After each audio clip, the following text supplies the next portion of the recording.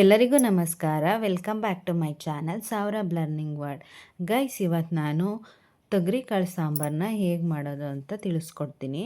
ಇಲ್ಲಿ ನೋಡ್ತಾ ಇರ್ಬೋದು, ನಾನು ತೊಗರಿಕಾಳು ಜೊತೆ ಮುಳ್ಗಾಯಿ ಮತ್ತು ಆಲೂಗೆಡ್ಡೆನ ಸ್ವಲ್ಪ ದಪ್ಪಂಗೆ ಕಟ್ ಮಾಡಿ ಹಾಕ್ಕೊಂಡಿದ್ದೀನಿ. ಇಲ್ಲಿ ನೀರಿಗೆ ಹಾಕಿ ಇಟ್ಬಿಟ್ಟಿದ್ದೀನಿ, ಇಲ್ಲ ಅಂದರೆ ಮುಳ್ಗಾಯಿ ಕಪ್ಪಗಾಗುತ್ತೆ. ಹಾಗಾಗಿ ನೋಡ್ತಾ ಇರ್ಬೋದು, ನಾನು ತುಂಬ ದಪ್ಪಗೆ ಕಟ್ ಮಾಡಿದ್ದೀನಿ, ಯಾಕಂದರೆ ವಿಷಲ್ ಹಾಕ್ಸೋದ್ರಿಂದ ಎಲ್ಲ ಕದ್ರೋಗುತ್ತೆ ಅಂತ. ಸೊ ಆಲೂಗೆಡ್ಡೆ ನೋಡ್ತಾ ಇರ್ಬೋದು, ಈ ರೀತಿ ಕಟ್ ಮಾಡಿ ನಾನು ಸೈಡಿಗೆ ಇಟ್ಕೊತೀನಿ.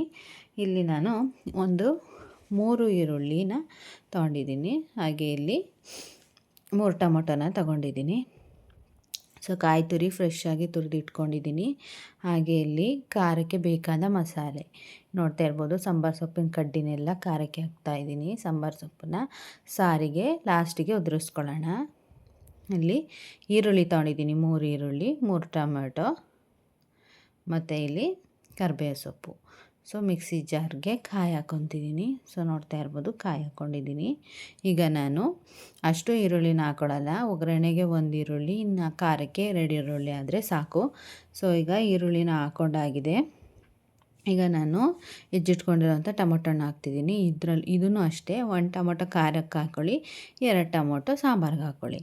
ನೆಕ್ಸ್ಟು ಇದಾದಮೇಲೆ ನೋಡ್ತಾ ಇರ್ಬೋದು ನೀವು ಸಾಂಬಾರು ಸೊಪ್ಪನ್ನ ಹಾಕ್ಕೊಳ್ತಾ ಇದ್ದೀನಿ. ಸಾಂಬಾರು ಸೊಪ್ಪನ್ನು ಕಡ್ಡಿ ಥರದನ್ನು ನಾನು ಹಾಕ್ಕೊತಾ ಇದ್ದೀನಿ. ಇದನ್ನು ಸಾಂಬಾರು ಸೊಪ್ಪನ್ನು ಕಡ್ಡಿ ಹಾಕ್ಕೊಂಡ್ರೆ ತುಂಬ ಟೇಸ್ಟ್ ಬರುತ್ತೆ ಫ್ರೆಂಡ್ಸ್, ಬೇಕಾದರೆ ಟ್ರೈ ಮಾಡಿ ನೋಡಿ ಒಂದು ಸಲ. ಈಗ ಮನೆಯಲ್ಲೇ ಮಾಡಿರಕ್ಕಂಥ ಸಾಂಬಾರು ಪುಡಿ, ಬೇಳೆ ಸಾಂಬಾರು ಪುಡಿ, ತರಕಾರಿ ಸಾಂಬಾರು ಪುಡಿ, ನೀವು ಏನು ಬೇಕಾದರೂ ಕರಿಬೋದು. ಇದನ್ನು 3 ಸ್ಪೂನ್ ಹಾಕ್ಕೊತಾ ಇದ್ದೀನಿ, ಯಾಕಂದರೆ ಇದು ಸ್ಪೂನು ಸ್ವಲ್ಪ ಚಿಕ್ಕದಾಗಿದೆ, ಹಾಗಾಗಿ 3 ಸ್ಪೂನ್ ಸಾಕು. ಸ್ಪೂನ್ ಮೇಲೆ ಡಿಪೆಂಡ್ ಆಗುತ್ತೆ, ನೀವು ಖಾರನ ನೋಡಿ ಹಾಕ್ಕೊಳ್ಳಿ. ಸೊ ನೀವು ಸಾಂಬಾರು ಪುಡಿ ಹೇಗಿದೆ ಅಂತಲೂ ನಾನು ತೋರಿಸ್ತೀನಿ. ಇಲ್ಲಿ ನೋಡ್ತಾ ಇರ್ಬೋದು, ಈ ಸಾಂಬಾರು ಪುಡಿಗೆ ಕರಿಬೇವಿನ ಸೊಪ್ಪು ಮತ್ತು ಬೆಳ್ಳುಳ್ಳಿನ ಹಾಕಿ ಇಟ್ಕೊಂಡ್ರೆ ತುಂಬ ದಿನ ಕೆಡಲ್ಲ. ನೀವು ಯಾವ ಫ್ರಿಜ್ಜಿಗೂ ಇಡೋ ಅವಶ್ಯಕತೆ ಇಲ್ಲ, ಯಾವ ಹುಳನೂ ಆಗೋಲ್ಲ, ಸ್ಮೆಲ್ಲು ಹಾಳಾಗಲ್ಲ, ಏನೂ ಆಗೋಲ್ಲ, ಟೇಸ್ಟು ಕೂಡ ಸ್ವಲ್ಪನೂ ವ್ಯತ್ಯಾಸ ಬರಲ್ಲ. ನೋಡ್ತಾ ಇರ್ಬೋದು, ಬೆಳ್ಳುಳ್ಳಿನ ಸಿಪ್ಪೆ ಬಿಡಿಸ್ದಲೇ ಹಾಗೆ ಹಾಕ್ಕೊಂಡಿದ್ದೀವಿ. ಸೊ ಈ ರೀತಿ ಹಾಕೋದ್ರಿಂದ ಸಾಂಬಾರು ಪುಡಿ ಫ್ರೆಶ್ ಆಗಿರುತ್ತೆ. ಹಾಗೆ ನೀವು ಈ ರೀತಿ ಸ್ಪೂನ್ ಬಳಸಿ, ಯೂಸ್ ಆ್ಯಂಡ್ ಥ್ರೋ ಸ್ಪೂನನ್ನು. ಈಗ ಇದಕ್ಕೆ ನಾನು ನೀರು ಹಾಕ್ಕೊತಾ ಇದ್ದೀನಿ, ರುಬ್ಬಕ್ಕೆ ಎಷ್ಟು ಬೇಕಷ್ಟು ನೀರು ಹಾಕ್ಕೊಳ್ಳಿ. ಈಗ ಚೆನ್ನಾಗಿ ರುಬ್ಬಿದ್ದೀನಿ, ತುಂಬ ನುಣ್ಣಗೆ ರುಬ್ಕೊಂಡಿದ್ದೀನಿ, ನೋಡ್ತಾ ಇರ್ಬೋದು.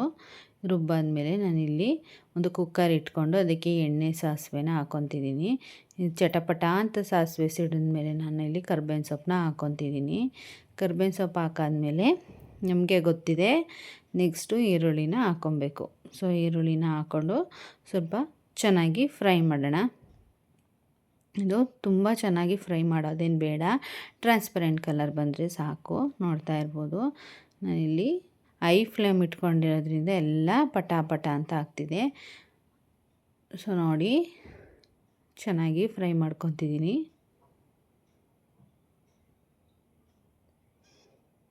ಸೊ ನಾವು ಫ್ರೈ ಆಗ್ತಾ ಇದೆ. ನೀವಿದು ಬೇಯ್ಕೊಳ್ಳೋಕ್ಕೆ ನೀವು ಅರಿಶಿನ ಪುಡಿ ಅಥವಾ ಉಪ್ಪನ್ನ ಹಾಕ್ಕೊಬೋದು, ಈಗಾದರೂ ಹಾಕ್ಕೊಬೋದು, ಇಲ್ಲ ಟೊಮೆಟೊ ಎಲ್ಲ ಹಾಕಾದ್ಮೇಲೆ ಕೂಡ ನೀವು ಹಾಕ್ಕೊಬೋದು. ಸೊ ಇಲ್ಲಿ ಟೊಮೆಟೊ ಎಲ್ಲ ಹಾಕಿದ್ದೀನಿ. ಟೊಮೆಟೊನ ಸ್ವಲ್ಪ ಸ್ಮ್ಯಾಶ್ ಆಗೋ ಥರ ಬೇಯಿಸ್ಕೊಳ್ಳೋಣ. ಸೊ ಬೇಯಕ್ಕೆ ಬಿಟ್ಬಿಡಿ ಅದನ್ನು, ಮತ್ತೆ ಪದೇ ಕೈ ಆಡಿಸೋದೇನು ಬೇಡ. ಈಗ ನಾನು ಅರಿಶಿನ ಪುಡಿನ ಸೇರಿಸ್ಕೊತೀನಿ. ಅರಿಶಿನ ಪುಡಿನ ಸೇರಿಸ್ಕೊಂಡು ಹಾಗೆ ಇದ್ರ ಜೊತೆಗೆ ಸ್ವಲ್ಪ ಉಪ್ಪನ್ನು ಕೂಡ ಸೇರಿಸ್ಕೊಳ್ಳೋಣ. ಉಪ್ಪು ಮತ್ತು ಅರಿಶಿನ ಪುಡಿ ಸೇರಿಸೋದ್ರಿಂದ ಇದು ಏನು ಹಾಕಿರ್ತೀವೋ ಅದು ತುಂಬ ಚೆನ್ನಾಗಿ ಬೇಯುತ್ತೆ. ಈ ಕಾಳು ಎಲ್ಲ ಹಾಕೋದ್ರಿಂದ ಬೇಗ ಬೇಯೋಕ್ಕೆ ಯೂಸ್ ಆಗುತ್ತೆ. ಸೊ ನೋಡಿ, ಇಲ್ಲಿ ಎಣ್ಣೆ ಸ್ವಲ್ಪ ಜಾಸ್ತಿನೇ ಹಾಕಿರೋದ್ರಿಂದ ಸಾಂಬಾರು ತುಂಬ ಚೆನ್ನಾಗಾಗುತ್ತೆ. ಬೇಕಾದರೆ ನೀವು ಇದೇ ರೀತಿ ಟ್ರೈ ಮಾಡಿ ನೋಡಿ.